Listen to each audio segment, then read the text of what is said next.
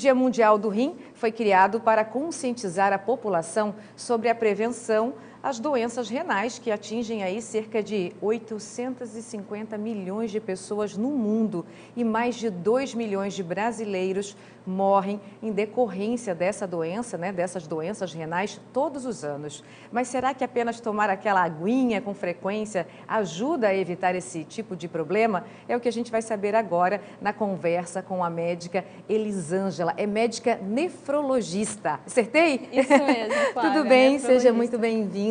Obrigada. Uma data importante para a gente lembrar que tem que ter cuidado com a nossa saúde.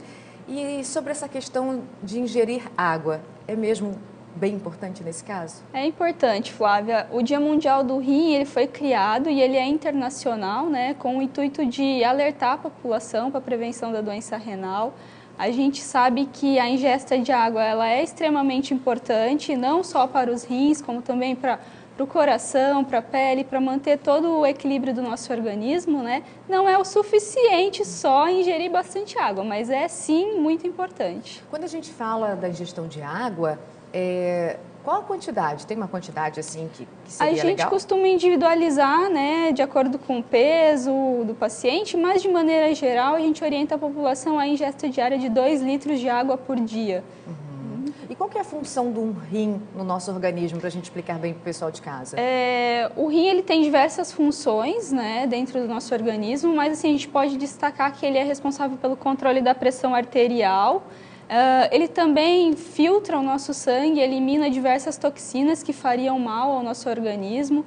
Ele está associado ao equilíbrio da quantidade de água e sais minerais que a gente deve ter, E tem uma outra função muito importante dos rins que geralmente as pessoas não conhecem, que ele produz alguns hormônios que estão relacionados com anemia e doenças ósseas. E como que a gente percebe, assim, quais os sintomas das doenças renais? A ideia da gente estar falando sobre a doença renal é que geralmente ela não dá sintomas. No início da doença, ela é silenciosa, ela é assintomática. O paciente acaba descobrindo o problema renal porque vai fazer algum exame por outro motivo ou por alguma outra doença e descobre o problema renal.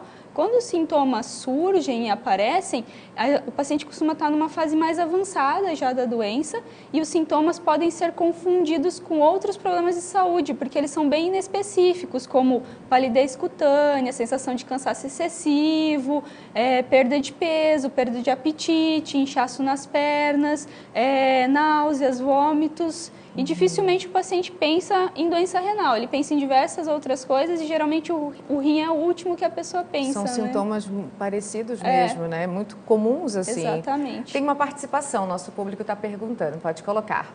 Recadinho do Jaime. Tenho problema de rim, 2 pedras, uma de 14 milímetros e outra de 9. O que devo fazer? Então, Jaime, assim, o ideal é você procurar um médico especialista, para avaliar se essas pedras estão causando algum tipo de prejuízo para os seus rins e o motivo pelo qual elas se formaram.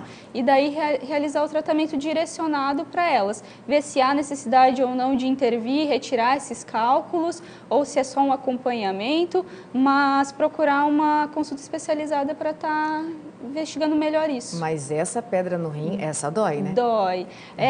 O pessoal costuma dizer que é a pior dor do mundo, A dor do cálculo renal realmente incomoda muito. É uma dor que geralmente leva o paciente a procurar um atendimento de urgência e emergência por ser uma dor incapacitante, E é muito comum, Cálculo renal na população em geral. É o principal problema que leva os pacientes a procurar um especialista da parte renal. Tem outra pergunta, pode colocar, produção. O recadinho da Giovana. Tenho problemas com cálculos renais e também tenho um cisto no rim esquerdo. Fiz um exame e o resultado deu calcificação. Isso é normal? Então, normal não é, O normal é você ter os rins sem cálculos e alguns cistos, que a gente chama de cistos simples, eles são normais, estão presentes num percentual da população e não causam nenhum tipo de prejuízo. Teria que ver esse exame que ela fez, qual é o tipo de cisto que ela tem e se há necessidade ou não de algum tipo de tratamento. Além de tomar água, o que mais a gente pode fazer como prevenção? tomar água é extremamente importante, como a gente já disse anteriormente, mas tem outras medidas também que ajudam, né, como reduzir a ingesta de sal, cuidar com alimentos excessivamente industrializados, ricos em sódio, praticar atividade física, cuidar do sobrepeso, ter um estilo de vida saudável auxilia sim nos cuidados com os problemas renais. E sempre é o médico, né? Exatamente, procurar um médico não só quando está com sintomas, mas para realizar realmente um exame preventivo, né? E diagnóstico precoce da doença faz toda a diferença. Muito obrigada pela participação.